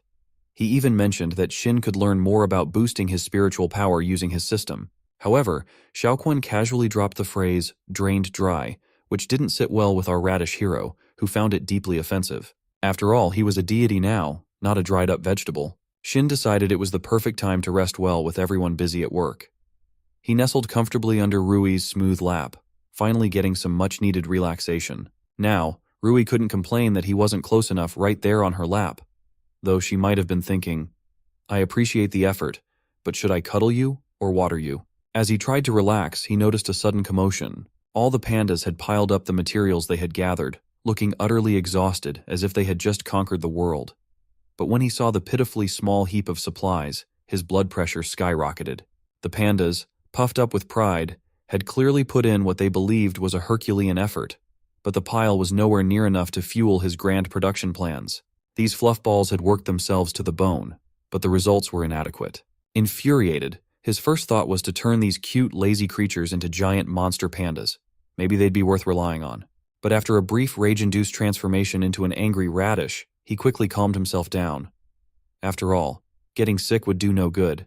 If a deity falls ill, who will replace him? With a deep sigh, he realized it was time to whip these pancake pandas into shape. With a stern face, he announced that starting tomorrow, the entire tribe would be doing morning radio gymnastics. But seeing the pandas' lackluster response, he upped the ante. 2 extra rounds of military boxing would be added to the regimen. Naturally, the lazy pandas tried to squirm their way out of it, insisting that tomorrow was their day off. But disobeying the radish deity? Not an option. He was determined to turn these fluffballs into something more valuable than cuddly furniture. Desperate for a solution, he turned to Xiaoquan, his last hope, to figure out if there was any way they could use the meager pile of materials to make a water wheel and a generator. To his surprise, it gave him the green light. Energized by this news, he further instructed it to try synthesizing a light bulb using whatever tenses and comics they had lying around. After all, it would save on spiritual power. Xiaoquan got ready to work, but only after warning that creating complex industrial products would consume extraordinary power. Shin, ever the optimist, brushed off the concern and urged him to start immediately. But when the words spirit consumption hit his ears, he hastily told Yao Lin to dig a hole for him.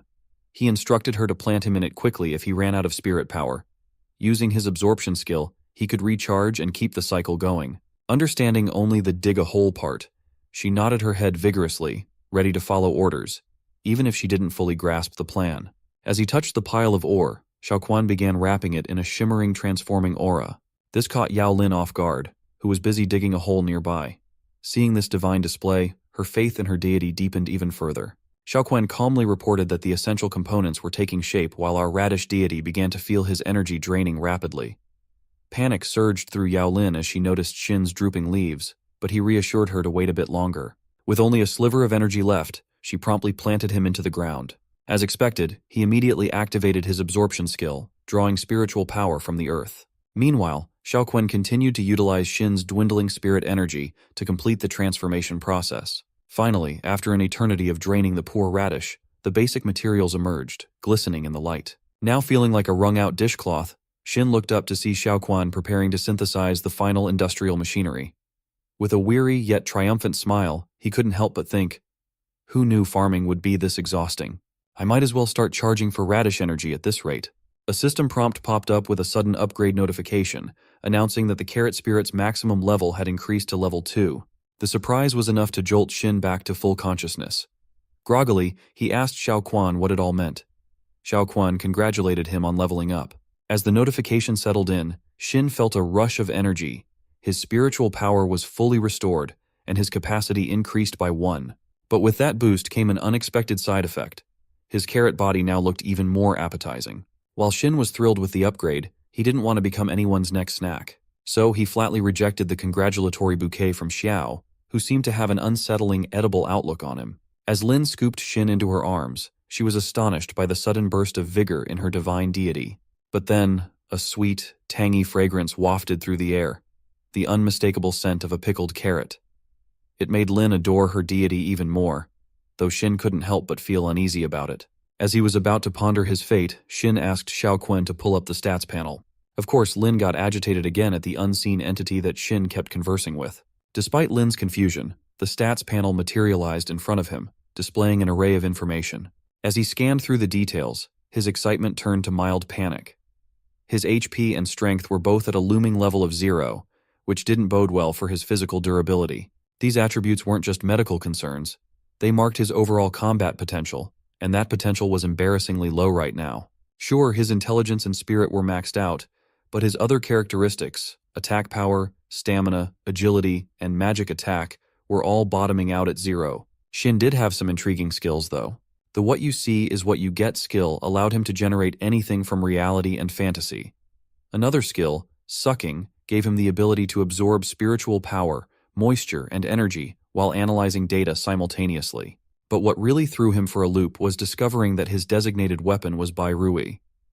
The system was still analyzing what that meant, so he had no idea about any special effects his so-called weapon might have. To top it all off, he had a unique ability to move around freely, even while his carrot body was in a deep slumber. He couldn't help but feel that his combat power was absolute trash. However, when he compared himself to the white radish, the embodiment of his spirit form, he realized that his power wasn't so bad after all. At least the beginning wasn't too terrible. All in all, he felt like he was part excited, part snack, and part scientist who accidentally wandered into a game he didn't sign up for. So, he snapped back to reality, determined to continue with his modernization plan. He firmly believed that technology would change his destiny, and intended to use it as his primary productive force. After all, relying solely on his radish form for protection was not an option. With a sigh, he decided it was time to get serious. He needed to figure out how to fight properly. He had noticed an option in the stats panel for combat skills, so he made a mental note to ask Xiaoquan about it later. But for now, his focus was on the task at hand, testing out those complex artifacts that had been produced. Eager to see the fruits of his labor, he set off to try them out by the river. Later that night, everyone gathered at the riverbank under the pale moonlight. The squishy pandas dutifully brought the artifacts, a small water wheel connected to a generator, and the generator, in turn, attached to a simple lamp. It was a modest setup, but it could potentially revolutionize their world. Xiaoquan, ever the helpful guide, instructed him to toss the water wheel into the river, assuring him that he had adjusted it for an otherworldly foolproof operation. He barely had time to react before one puffball panda enthusiastically threw the artifact into the water. They waited for an eternity as the water wheel began to turn, slowly gathering speed. He stood by the switch, his heart pounding with anticipation. This was it. The moment to showcase a scientific miracle to this primitive world. Everyone held their breath, eyes wide with excitement. Finally, he flipped the switch, and the lamp immediately blazed to life, casting a warm, golden glow across the surroundings. The entire crowd gasped in unison, their expressions a mixture of awe and disbelief. Their divine deity had done it. He had brought light to the darkness without the need for fireflies, stones, or fire. They were utterly astonished by this display of divine ingenuity. As the reality of what they witnessed sank in, they fell to their knees, bowing to their deity with newfound reverence. "May the divine being enjoy eternal peace and prosperity," they chanted, their voices full of gratitude and joy. Their faces beamed with uncontainable happiness. It was as if their deity had finally blessed them with an unlimited supply of divine Wi-Fi, allowing them to stream enlightenment 24/7 without ever buffering. He, basking in their adoration, was momentarily caught off guard by the loud "Ula" chants that echoed around him. The sheer volume and intensity of their enthusiasm were overwhelming. He tried to calm them down, waving his hands in a gesture of modesty, but he couldn't help feeling a little flattered by their overwhelming praise. The scene turned almost comedic as he found himself juggling between restoring order and enjoying the well-deserved adulation. While the villagers were busy showering Shin with praise, 3 familiar leopards watched from a distance, their keen eyes narrowing in disbelief. They couldn't believe what they saw, a carrot right there among the tribe. But not just any carrot, it was the same one from that pit. One of the leopards, who had assumed the role of leader among the trio, squinted his eyes with determination. He muttered, confident beyond doubt that he would recognize it anywhere, no matter how much it had changed, becoming a bit more bouncy. Even if it were reduced to ashes, he would still know it. His companions nodded in solemn agreement. They too were astonished and convinced. One of the leopards, wide-eyed and still struggling to comprehend the situation's absurdity, turned to the leader. He asked in disbelief if he had heard those little puffballs referring to it as a divine being.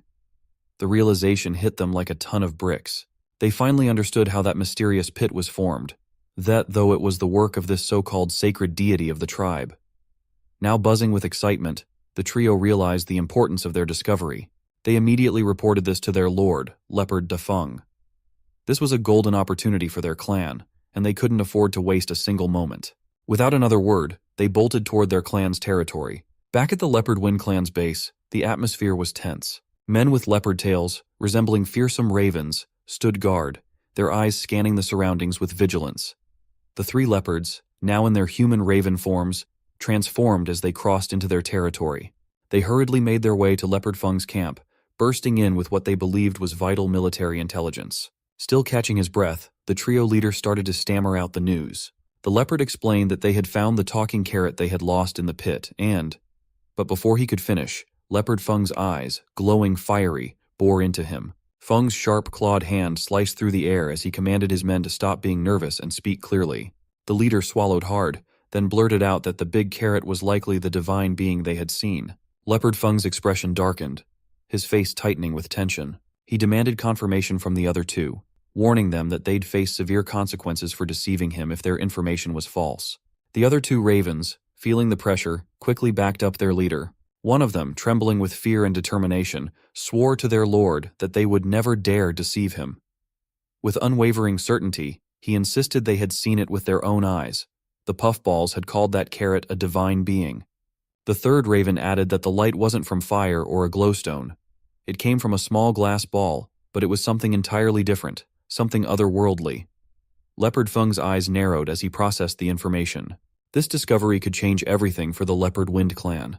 When Leopard Feng heard the mention of light, his eyes widened in shock, and an icy chill snaked down his spine. Whispering, the weight of realization crashed over him as he said, "He gets it now." The ancient legend of the fluffball. No, wait. The iron-eating clan. A carrot spirit that can speak human words will return the clan to its former glory. May the censor smile at them. Quickly turning to his men, he asked if they remembered this legend. Their faces turned grim, each nodding in silent confirmation. The bizarre twist deepened the intrigue as their eyes met with a shared understanding. Maybe, just maybe, the appearance of this divine carrot could work in their favor. The next day, Changshin was greeted by a sight that nearly knocked him off his feet. The entire Leopard Wind clan was bowing down in front of him, fervently expressing their deepest desire to accept him as their leader. His brain practically short-circuited from the shock. Just yesterday, these were the same enemies he would have expected to see brandishing claws, not bending knees. Meanwhile, the Qingfeng Bamboo Forest clan had scattered, retreating into the distance, mumbling anxiously among themselves. How on earth did the Leopard Wind clan waltz into their territory as if it were nothing? Leopard Feng, eyes filled with reverence, began praising the carrot deity, wishing that this god would govern the universe and bestow upon him dual blessings of happiness and longevity higher than the heavens. His men quickly joined in, chanting praises for the carrot deity with such enthusiasm that it was hard to tell whether they were serious or really good at improvising. Feng then turned to Shin, pleading for his command, ready to follow any order he might give. He was left speechless, his mind wholly flabbergasted. The old enemies of the Qingfeng bamboo forest tribe were now groveling at his feet, eager to serve him without any apparent reason. He stood there, surrounded by a cloud of confusion, wondering how he had ended up in this bizarre situation. Neither of the clans, once bitter enemies, could wrap their heads around sitting side by side with the deity Carrot. He found it baffling to see a ferocious, savage tribe like the Leopard Wind and a bunch of puffballs from the Iron-Eating clan suddenly united in their devotion. The number of followers had now swelled to over 200, adding to the absurdity. Wan Lin, summoning her courage, finally turned to Leopard Feng and asked the question that had been gnawing at her. She wanted to know if the divine Carrot was their Iron-Eating clan's guardian deity. And if so, what business did these evil leopards have meddling in their affairs? She couldn't stand the idea of this savage tribe following their deity. With a condescending grin, he pointed at Wan Lin and the puffballs, mocking them for always scrambling to gather scraps. He questioned how they could ever hope to accomplish anything significant. Her face flushed with anger. She snapped back, insisting that as long as they were determined, they would eventually gather all the resources their deity needed. Her determination only prompted a chuckle from him. He scoffed, suggesting that they might manage to gather the resources, though it would likely take 100 years or more. His words cut through the air like a knife, leaving her blood running cold. The insult stung, and Feng's mocking gaze only fueled the silent drumbeat of fury in her chest. Their squabble was cut short by Cheng Xin, who had quietly observed the exchange. He had noticed something odd. Despite Feng's harsh words, there was no killing intent behind them. This puzzled him. Why had the Leopard Wind clan bullied the Iron-Eating clan before? Why had they tried to seize their resources and territory if they weren't malevolent? Meanwhile, the Leopard Wind clan was eagerly guessing that the Carrot deity might be willing to accept them. But Wan Lin and her pandas were crestfallen. Seeing the situation was far from settled, Shin turned to Leopard Feng and laid down his terms. If Feng could answer a few questions, Shin might consider allowing them to follow the deity. Leopard Feng quickly agreed, but the first question made him break out in a sweat. Shin asked why the Leopard Wind clan had previously bullied the Iron-Eating clan. Feng started mumbling under his breath, glancing nervously at his subordinates, who were suddenly interested in the sky. After an awkward silence, Shin's patience wore thin. He warned Feng that if any lawbreaking or deceit was involved, their negotiations would end right there. Feng's nervousness grew as he realized that one wrong word could cost his clan everything. With frustration etched across his face and his claws scraping the ground, Leopard Feng muttered something about the puffballs being too cute in a barely audible voice. Shin, puzzled by the faint whisper, Feng repeated that the reason for their actions was the puffballs' irresistible cuteness. This time, Shin listened and reassured him. Realizing he was too old to be agitated by such trivial matters, Feng finally bellowed out that the Iron-Eating clan was simply too cute for the leopards to resist. The cuteness was just too overwhelming. This outburst was an unexpected twist in an already strange day for Shin. Shin was reeling from a series of shocks that seemed to defy logic. The entire Iron-Eating clan was equally stunned to hear Leopard Feng's story. Feng described how the little puffballs from their clan would sometimes venture out of the Qingfeng forest, teasing the leopards with their adorable tails and ears. Unable to resist, the leopards found themselves irresistibly drawn to the fluffballs. Their attempts to reach out were met with the puffballs' playful antics, leaving the leopards both annoyed and enamored. Shin's mind was spinning from the absurdity of it all. In an effort to regain some control, he brought up the matter of territory. Leopard Feng shrugged, admitting he didn't understand why the puffballs rarely left the forest. They were so elusive that the leopards could hardly ever get close. Their frustration would build up to such a level that it became unbearable, prompting them to take over the forest whenever they felt the urge to scratch that itch. Feng cheerfully added that whenever they felt that irresistible urge, they'd go right ahead and do it. The explanation only added to Shin's confusion, but he couldn't help but find the whole situation oddly entertaining. This new development sparked yet another question in Shin's mind. Why didn't these squishy puffballs ever leave the Qingfeng bamboo forest? He sighed, unable to understand their reluctance. He turned to Wan Lin and assured her that while everything the Leopard Wind clan had said seemed to be accurate, he needed to discuss whether she was comfortable with their company. She bowed deeply, acknowledging their belief in the divine being. However, she expressed her frustration, admitting that their efforts were futile. She felt their inability to assist the divine being was due to their own laziness over thousands of years, resulting in their current ineffectiveness. He encouraged her not to be discouraged, suggesting that everything would turn out fine if they combined their efforts. Her spirits lifted by his words. She felt a sense of relief as Shin turned his attention back to the Leopard Wind clan. Shin then extended a warm welcome to the Leopard Wind clan on behalf of the Iron-Eating clan, inviting them to join their more prominent family and applauding their new alliance. As Shin clapped, the entire assembly followed suit, their applause echoing through the clearing. A member of the Leopard clan spoke up, suggesting that they should come up with a grand name for their new alliance. Shin pondered this idea. A unified name would symbolize their solidarity and create a sense of unity. He asked Xiaoquan to assist with the task, specifying that the name should include elements of iron-eating, leopard, and carrot. It should also be easy to pronounce and, ideally, sound a bit intimidating.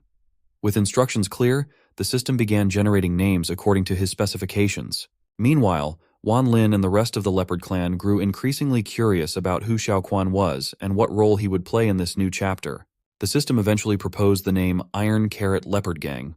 It explained that this name was crafted by combining one character from each desired word, meeting all the specified requirements. The iron part was meant to signify strength and power, while Leopard Gang symbolized determination and ferocity.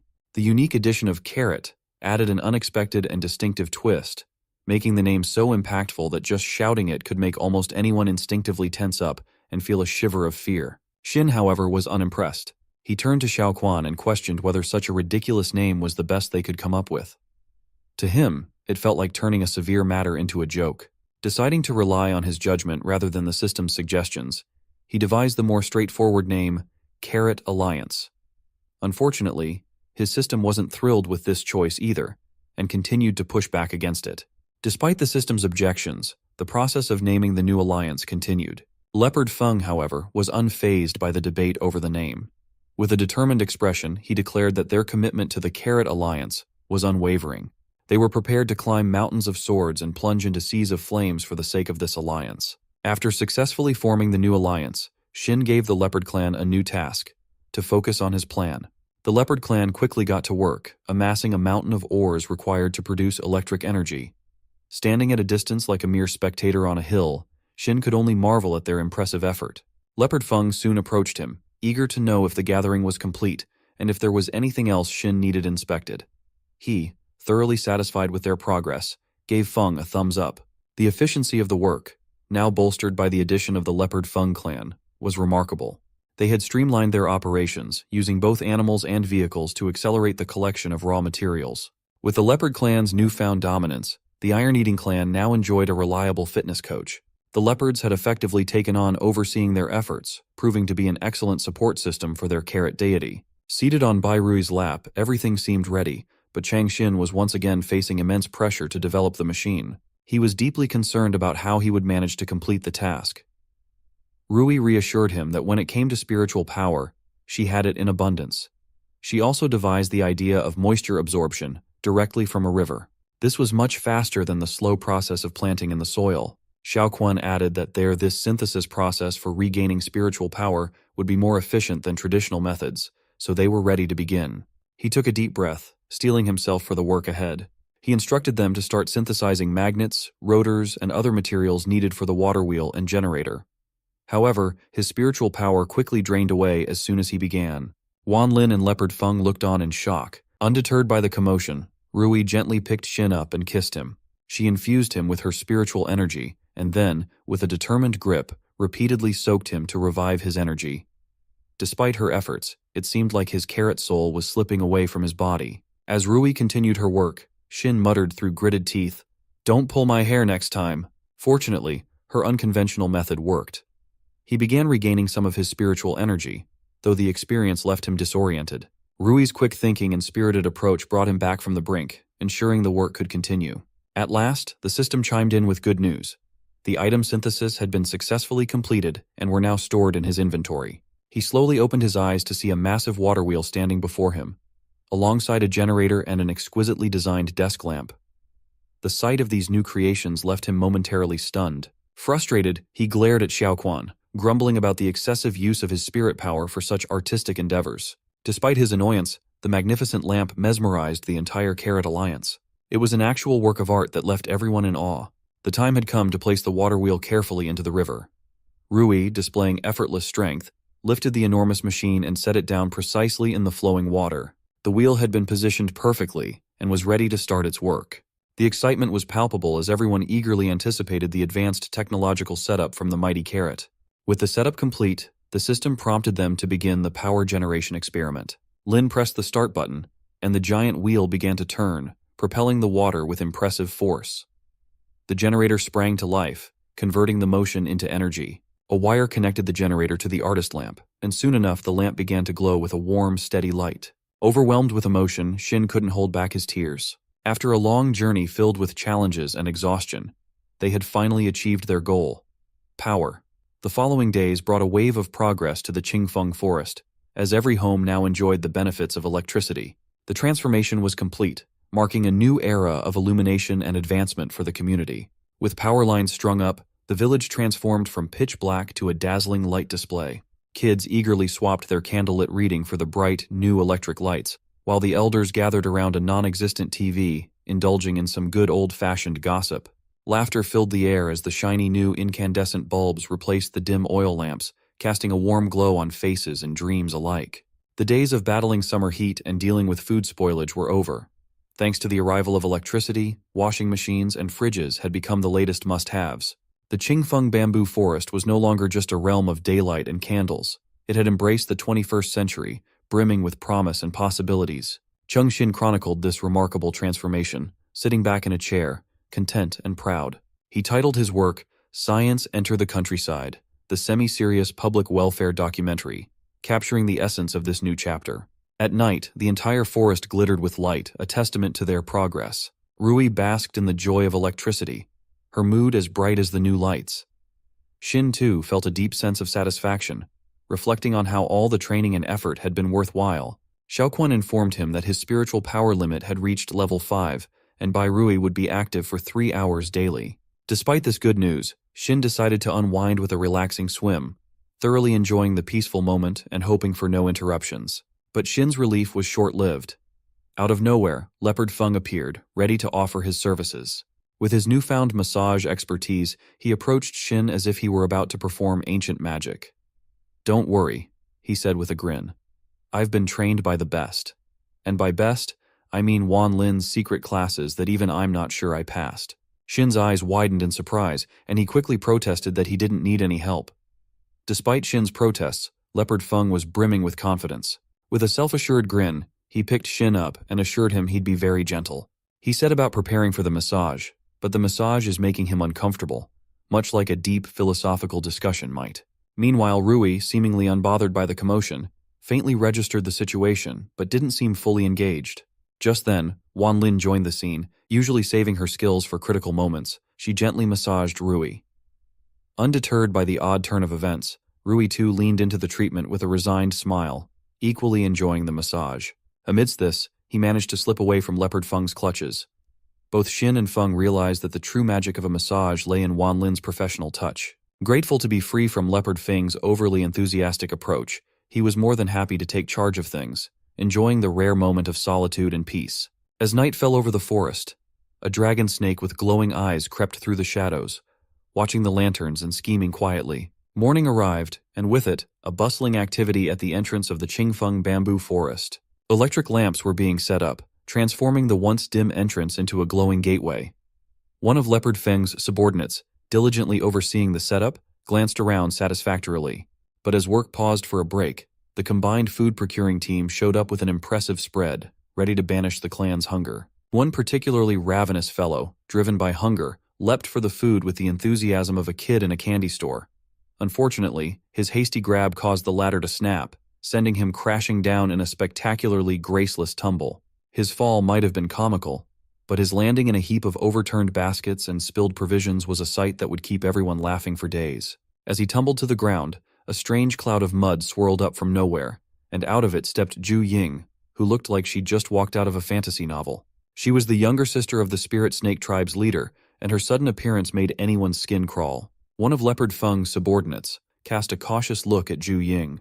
With a hint of suspicion, he asked who she was and what she was doing there without an invitation. With a casual shrug, Ju Ying responded that such matters were ancient history. She explained that nowadays, Every demon tribe in the Grand Forest was abuzz about the strange events in the Secret Whisper Forest. Everyone was eager to seize more territory, and she wondered if they had considered this. She unveiled her venomous dragon snake with a dramatic flair as though revealing a master plan. Zhu then expressed surprise that the leopard Feng clan had allied with the iron-eating tribe, calling it a relatively backward move. Zhu dismissed the iron-eating tribe as a joke in the Grand Forest. Her disdain was palpable as she prepared for a fight. Feng's subordinate, bristling with determination, declared he was ready to face her. Zhu launched herself into the fray without giving anyone a moment to react. Feng's subordinate struck out with a sharp clawed attack, but she effortlessly sidestepped it. Her own snake, a formidable and menacing creature, slithered menacingly, adding to their troubles. Sensing the overwhelming challenge, the pandas were ordered to fall back, leaving them to fend for themselves. Yet Zhu agility proved unmatched, and every attack they launched was futile. In a fit of sheer rage, Zhu watched as her male opponent struggled fiercely against the thick, coiling blue rope that bound him. His attempts to escape were in vain, as the rope tightened with every frantic movement he made. She leaned in, lightly flicking her tongue against his cheek as if to taunt him. With a swift, decisive flick of her wrist, the rope constricted even tighter, forcing him down onto his knees. The male character's face contorted in pain as the rope squeezed mercilessly. Suddenly, Zhu focus shifted. She felt a powerful presence approaching at breakneck speed. Turning, she saw a massive leopard with blazing yellow eyes barreling toward her. It was Leopard Feng, transformed into his formidable beast form, his eyes locked on her with an intense, predatory gaze. The tension in the air crackled as the two adversaries prepared for a dramatic clash. Feng let out a ferocious roar as he lunged towards her, his claws slashing through the air with lethal intent. But she reacted with lightning reflexes, leaping clear of the deadly swipe. She barely touched the ground before Feng was on her again, his attack relentless and unyielding. Realizing she couldn't match his sheer power, she swiftly transformed into a dragon snake, her serpentine form allowing her to dart away with incredible speed. Feng watched in astonishment as she vanished into the distance, her speed surpassing his wildest expectations. He knew she couldn't be far. She was indeed hiding nearby. With a fierce growl, Feng bellowed to her sister.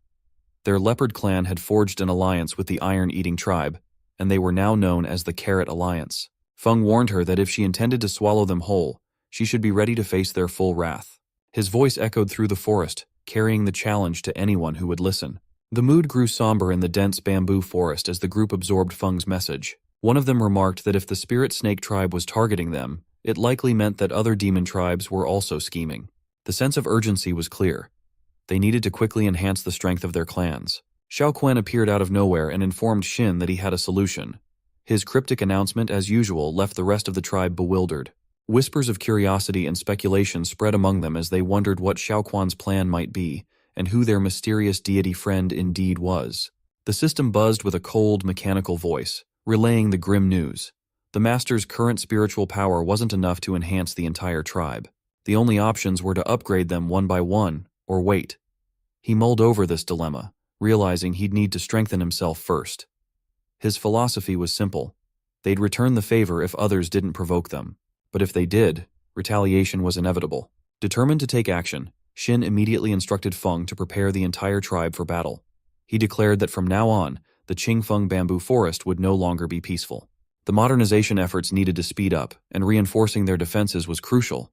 The tribe responded with enthusiastic cheers, rallying behind their deity's bold and courageous plan. That night, Xin busily sketched out the fortress design, his mind racing with ideas. Meanwhile, with a mischievous glint in his eye, he was already plotting his own twist. He envisioned security plans laced with live electric power to showcase the might of technology over mere spiritual strength. His devious smirk suggested he was about to make a shocking statement.